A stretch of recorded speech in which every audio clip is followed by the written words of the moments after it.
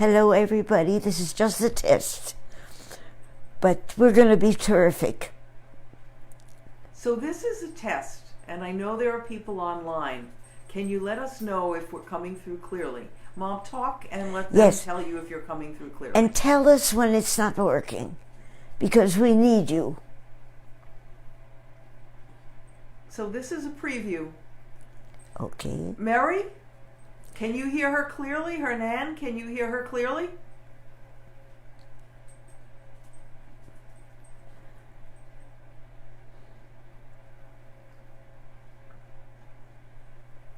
We're not getting any feedback. Can people let us know if they can hear Mom clearly? Why don't I keep on talking? Hernan says yes. Good. Mary says yes. Wonderful. Okay, so we're going to hang out with you for 9 minutes and then start. Okay. Sandy says you are very clear. I'm so glad. Hear you perfectly. And remember, we're inside. I'm in a warm kitchen from Joni. We're not outside. Hernan says you look and you sound wonderful. Thank you. And I love the photographs that you keep sending. They make me think I'm back in New York again. Sandy Elsack says, I can hear you. Thank you.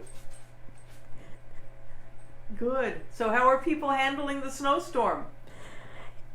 I found out that in Long Beach, where I'm not right now, there's rain. Here there is so much snow.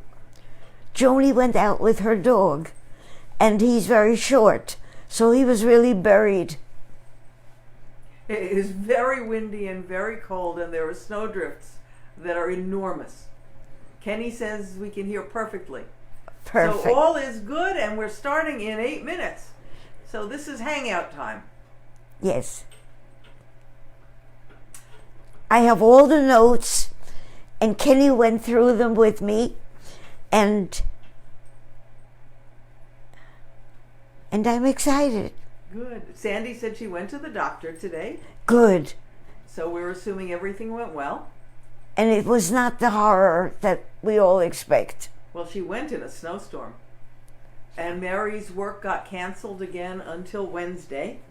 And Jesse is scheduled to be getting his vaccination tomorrow, but I think it's canceled. I'm supposed to get mine on Thursday, but I don't know.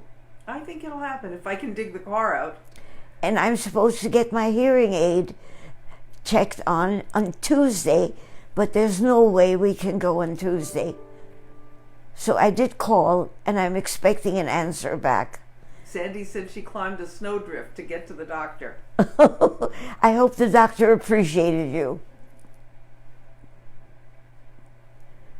How are the rest of you faring in our once in one of 10 biggest storms in the recorded history? You know what happened? And this is very weird. I think it may have to do with the weather, because my email has been doing strange tricks, and so has my phone. I called Linda today, and she didn't know if it was Joni or Kenny or me, because it gave all three names. And my email has been putting Joni into my messages. And as I keep saying, it's a machine. But someday I'll manage to understand it. How many minutes do I have? You have 6 minutes. 6 minutes. Pat Haas is watching. Hi, Pat. Hi there.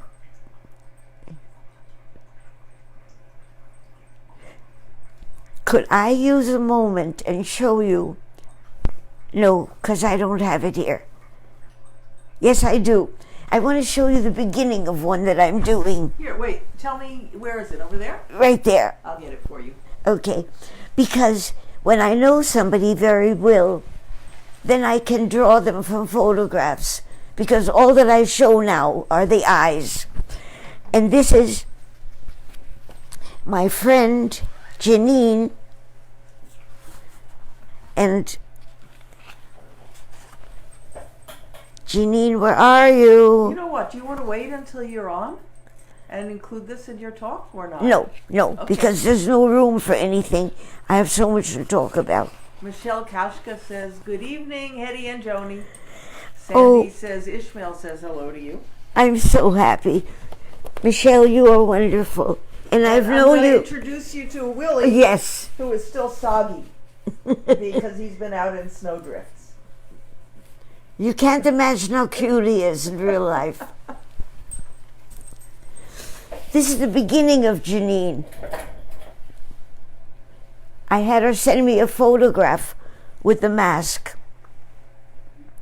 And you're doing a whole series of Yes. drawings with masks. Yes. I can't believe how well you got her. Well, because I know her very well. It's just something amazing happens. I know, I'll talk about it with the painting. Okay, 4 minutes and then we get started. Yeah. I would like to say something. I tried to let Elaine know, to have the report that I did on her painting, which was number 10. But we didn't post it, and so I can't send it to her. But we have 3 other paintings that you're part of. So in front of them, we'll know how to post it. And not only that, I will talk about you, because I found a picture of you and Mike that I want to show. So, Pat says you are so clear. Hi, Willie. Meredith Savitz is watching. Oh, how wonderful. Rona Rosenberg Freiser is watching. Oh. Michelle says, I love you and I'm glad you're spending the blizzard with Joni. And Jeffrey Kisman is watching. We are cozied up together. Then I just want to say something to Savage Clan. You started this with Craig on a whole way of living. When we began to work with Craig and became so close to your family, it led us all to keep working with people who needed special care. And Jean Gebhardt Pomarico is watching. Oh, you've got to be in touch with me, because I have to find out who you are now. You were a little girl when I knew you last. But since I don't answer anything on Facebook, please, dear, you must have my old number somewhere. Please, look me up and speak to me in person.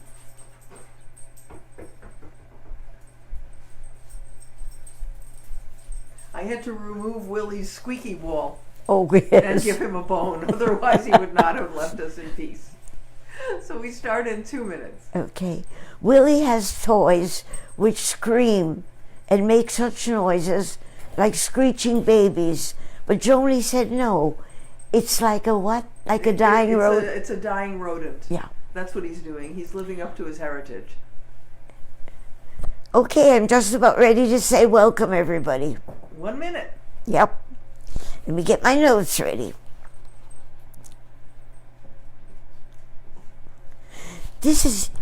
I'm going to wait correctly, because what I want to say at the beginning is very important to me.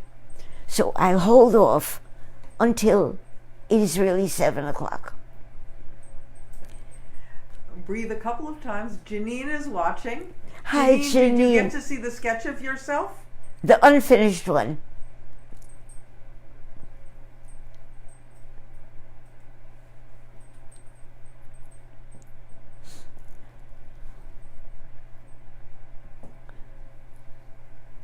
Janine says, hi, Hedy. Love you. I love you too. We are 2 in-laws of the same marriage of our 2 sons. And we're very close friends. Okay. Welcome, all of you. Joni gave me the signal and I can begin to speak. Okay? And Julie Williams says hello. Oh, And Julie. so does Eileen Cutler. Oh. You make me want to cry. I love you people so. Okay. I'm going to read this part because I really thought very hard about how to write this. And I think I did it right. Today I want to talk about opportunities and what opportunities this lockdown of my normal life created. First of all, my children and I are no longer in a parent and child relationship. We have become adult friends. My life is still one of awe and learning because technology has separated our world from teacher and student. That world of miracles is theirs. And when I make all the errors that I do, they lead me out of the swamp which I have created by not understanding computer signals. Now I'm the one who asks questions, and I need them to supply the answers. It is a gift to me that they and I are close to each other. Each one of us had to let go of our old relationship and form a new one. How did we relearn and form new roles? It's because the new world does not argue with us. It states facts clearly. The air has become toxic, filled with gases which our car exhausts spit out. And we humans now infect each other because those who cannot accept new thoughts might die and never do so. That has always been true of our species, and sometimes centuries go by before our species is able to change their thoughts. And our discoveries now have the power to destroy us and our planet.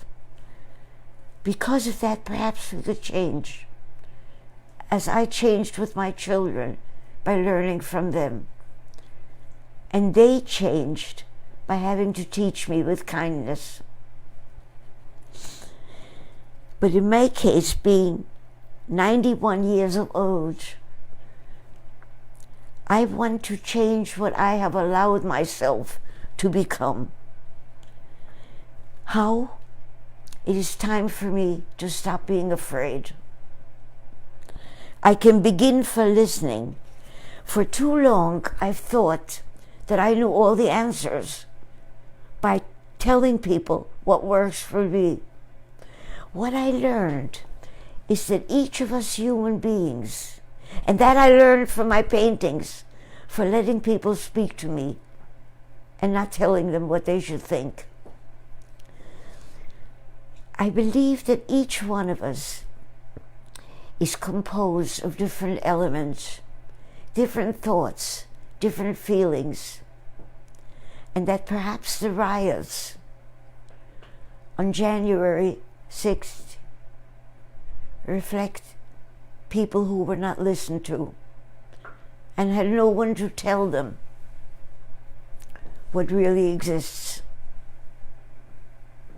So they were able to go into our government building and destroy papers and go into the drawers of private human beings and throw the papers away. I firmly believe we have to learn to listen. If a child has a tantrum, let it scream itself out. And when it slows down, speak to it and say, "What is it you want? You can't touch the stove or you will burn your fingers. You can't do this or that because it will harm you. What could you do instead that would make you happy?" You see, Tammy Smith once said, and I mentioned that last week, and I listen to her when she speaks. She said, we have to teach in schools critical thinking. How to decide what you want and then to figure out how do you get it. And that happened to me with Mickey Burglass. I had been teaching in the prison system. I had been teaching art, but I was teaching it to people, to women. This was only for women. I was teaching it to women who were poor and minorities.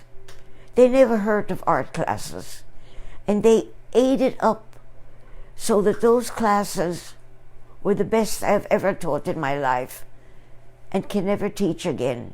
I could never equal these. But then suddenly, instead of minorities and people who were poor, I began to get mostly white kids who had been addicted to drugs and ended up in prison. And I called the Red Cross who had sent me there, and I said, I can't go on anymore because I'm useless. I found out that people who use drugs cannot accept failure.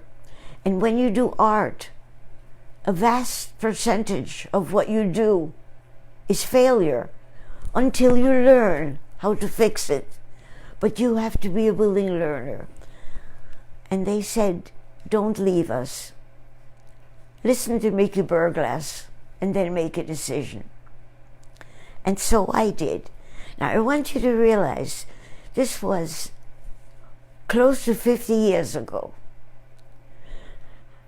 Now kids wear pajamas to school.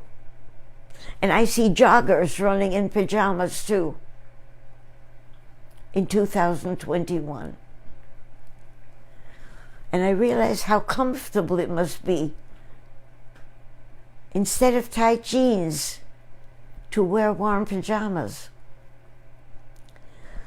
So when I saw Mickey Burglass, I need you to imagine how I saw people close to 50 years ago. I was nicely dressed, and this man gets up on the stage and he's wearing dungarees, and his hair is in a ponytail. I forgot what shirt he was wearing, but I'm sure it was not a suit and a tie. And in the middle of the speech, he untied the band in his afro and shed his hair. And there this white man was wearing an afro and dungarees. And immediately my mind said, it's disrespectful, until I heard him. What he decided to do was to have us look at people and find out who they are. And I began to teach. Let me shift a little. Am I still okay? You're fine. Okay, because I need my notes. Let me just tell you, Kent Almqvist is with you from Sweden. Oh, I am so He's delighted. the person who took that amazing photograph of you when you were painting the plaza in the 1980s. I didn't mean to break your rhythm. No, I'm so glad, because I'm hoping he's listening. He is. And Ed Wiedman is on, and Johanna Schneider, and Stephen Schlussel, and Rona, and Michelle Kashaka. And I love you all, but I must tell you this. I must tell you this.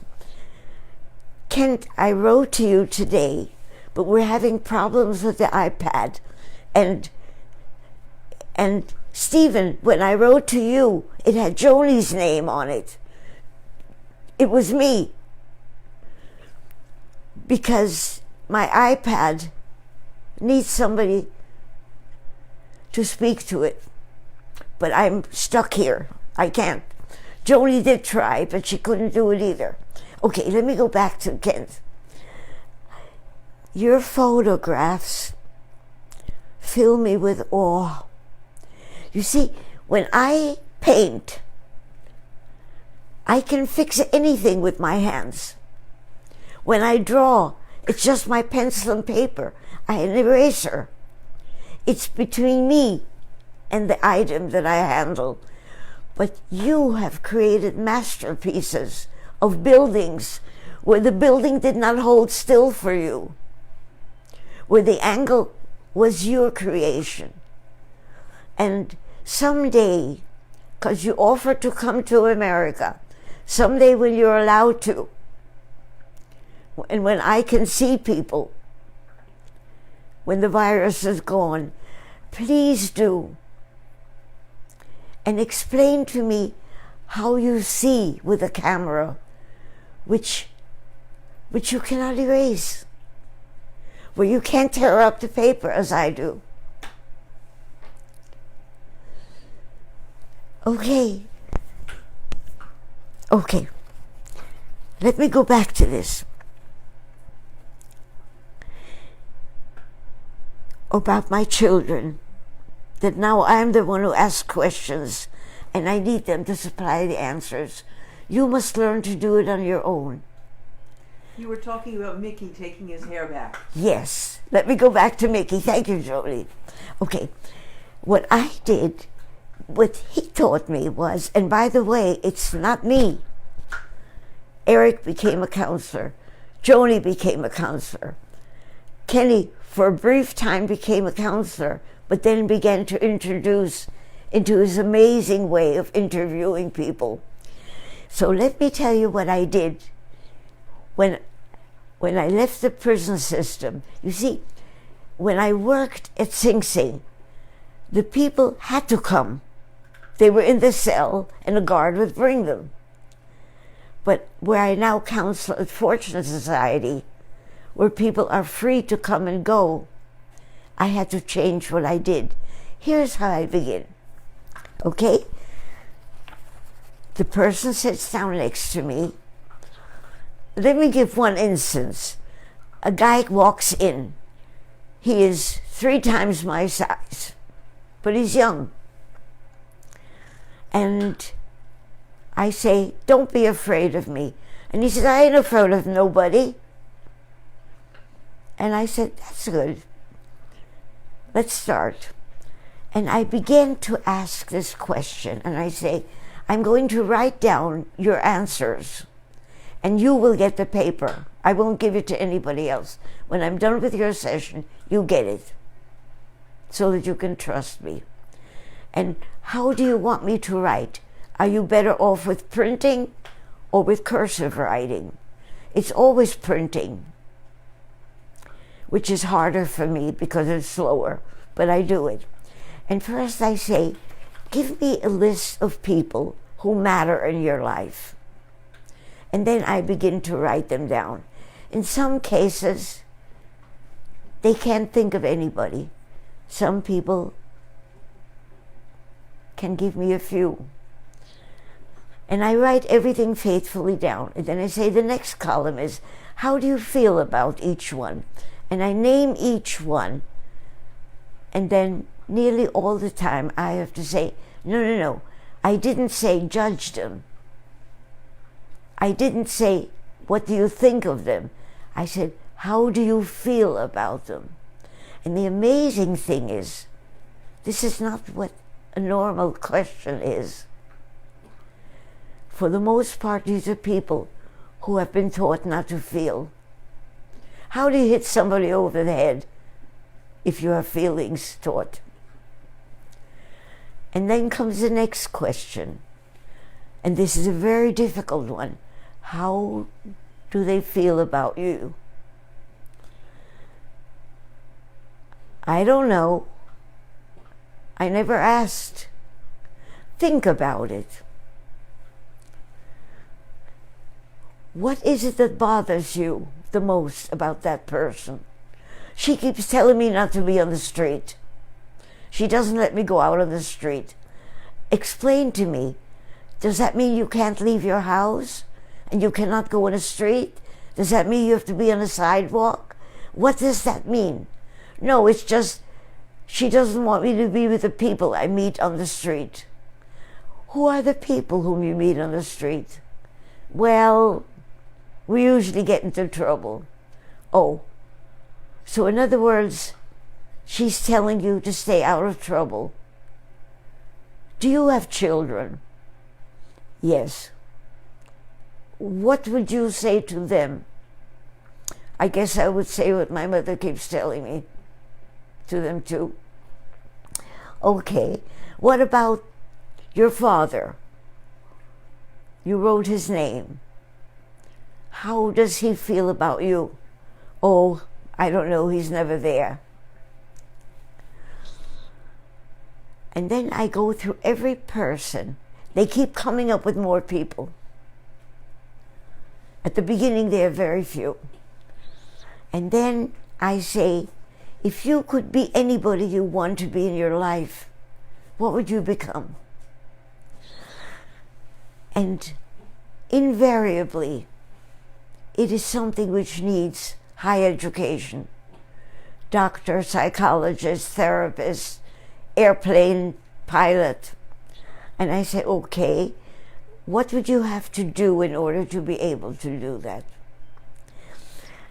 Well, then we begin to figure out, he loves mechanics. Does he repair cars?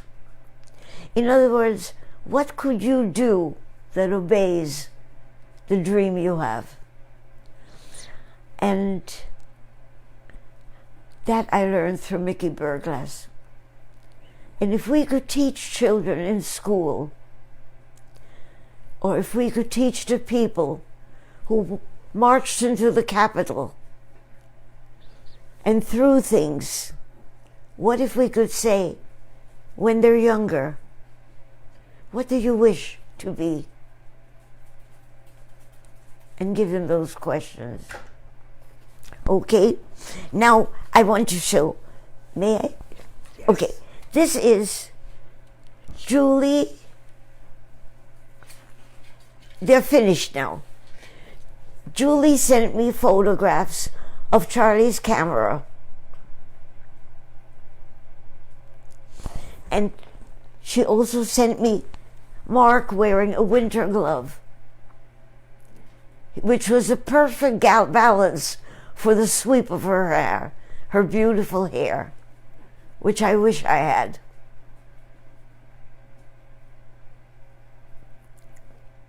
What I'm amazed at is that you caught their resemblance just from the eyes up. You know, the amazing thing that I'm finding out, I am learning so much. The eyes are who we are. Linda, remember when we did an experiment, when I drew you, about how do people see us? And you and I both found out that we have never seen ourselves. We become what people see us as being. Think about that sentence. If they say something to you which offends you, your face becomes one thing. If they say you're wonderful, your face becomes something else. But you cannot see that face. So be aware that the world does not know you. And that's why Mickey Burglass's questions make you know yourself. Okay? Everybody said the eyes are amazing. Because our eyes are. And Kathy Olson is here, your old friend from art school. Kathy, I will be calling you before I do the one that has you painting, that walking in it. I hope I have all the numbers still. You, I do have. But Kathy, if you watch every single one, then we're doing fine. Because you completely, and your husband, are not until number 91. So you've got a long way to go. I hope you can watch them all. Okay, now, how much time do I have? 11 minutes. Then I want to do Galashofs. Okay. Okay, Joni, Kenny, is it on the wall? Can you ask Kenny? Kenny, is Galashofs on the wall? Let's find it and do it.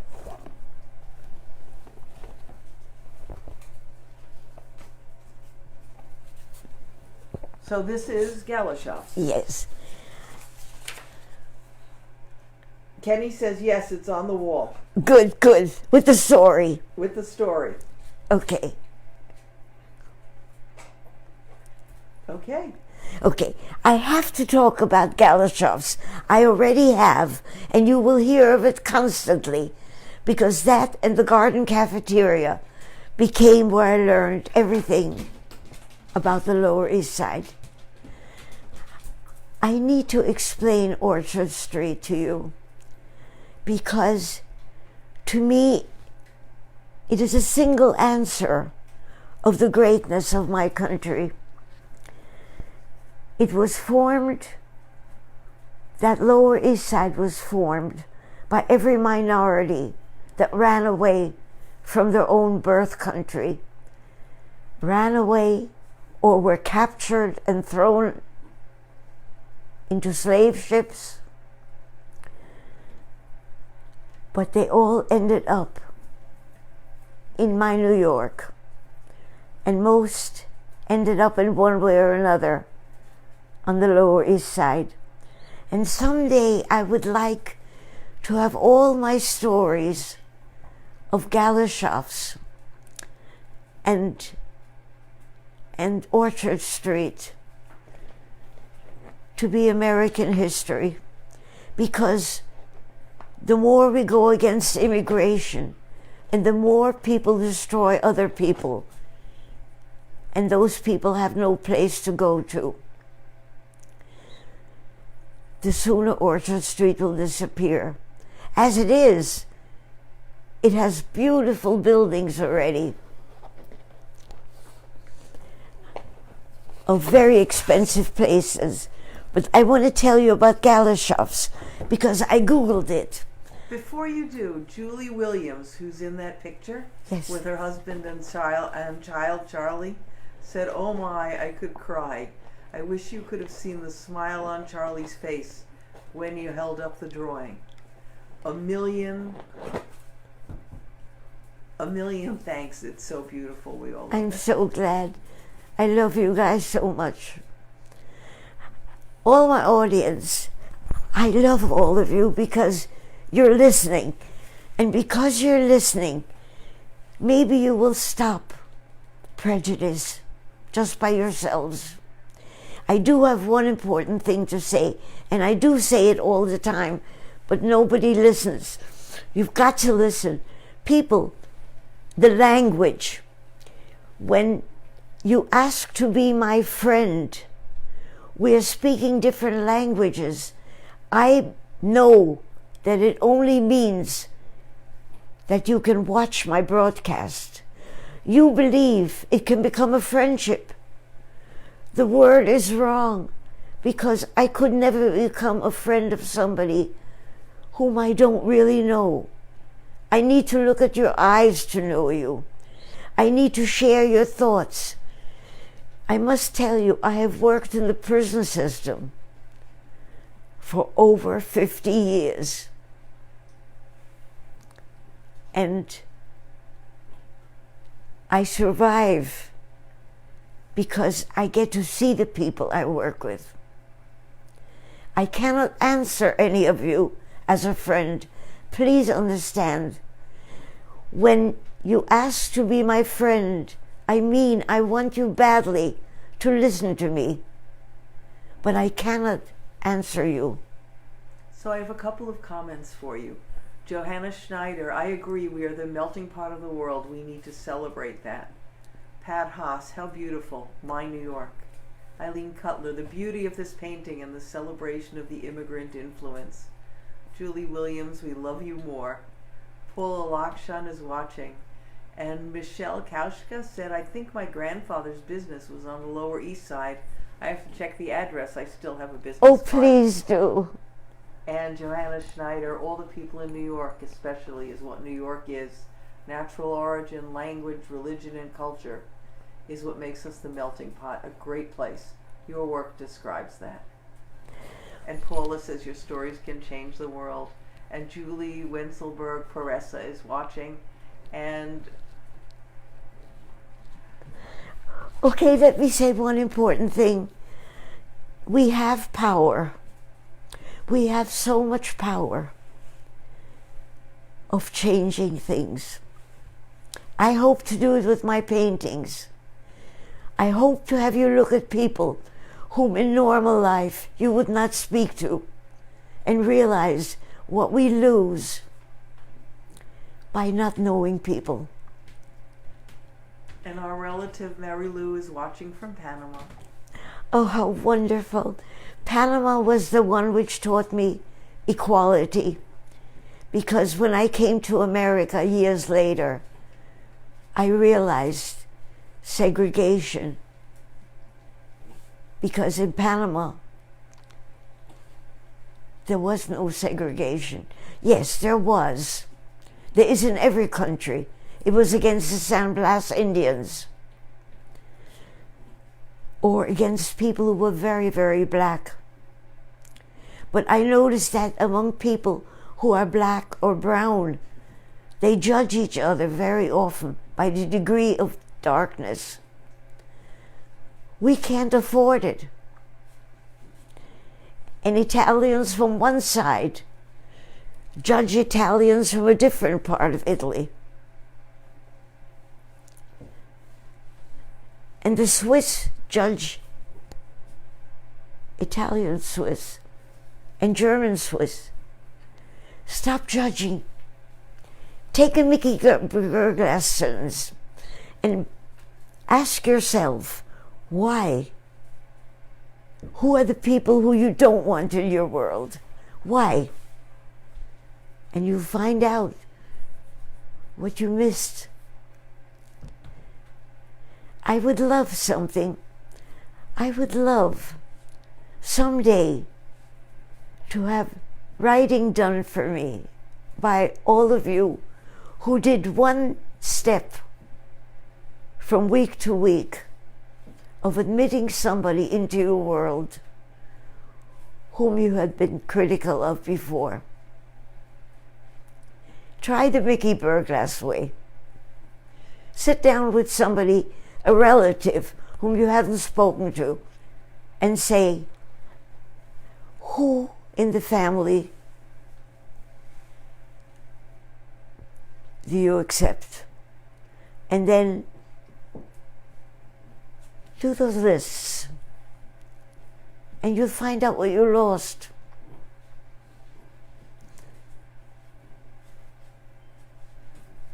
I have 2 nieces who are now mine, but because I didn't judge correctly, I didn't speak to them for years. I'm going to ask for permission to bring that up next week. I love you all. I think I need to say goodbye. 2 minutes. Then I have to thank Joni because she's been feeding me so deliciously. She's a wonderful cook. One day I'm going to make a drawing of her cooking because I get to eat all the products. I get to have my mama in my house every other week. I go to work, and on that week I don't see her, but a week later I feel safe seeing her. But the time will come when the virus, there was a wonderful article. Oh, do I have another minute? You have another minute, just okay. A minute. People, there is a book. There's a book which did such an influence on me. It's by Dan Brown, and it is called Origin. And he tells us where our thoughts come from, how they originate, and how we don't need to carry them forever. Remember, Dan Brown. So Chris Martian and Neil Wiseman are on, and Jessie says, I love you. I love you. And Kathy says, Hedy, I've known you forever and you never fail to scintillate. And Johanna says, be well, Hedy. You're amazing. Yes, I want to see the picture. And Martha Bilski says, love you, Hedy. And Michelle says, have a great week. Thank you.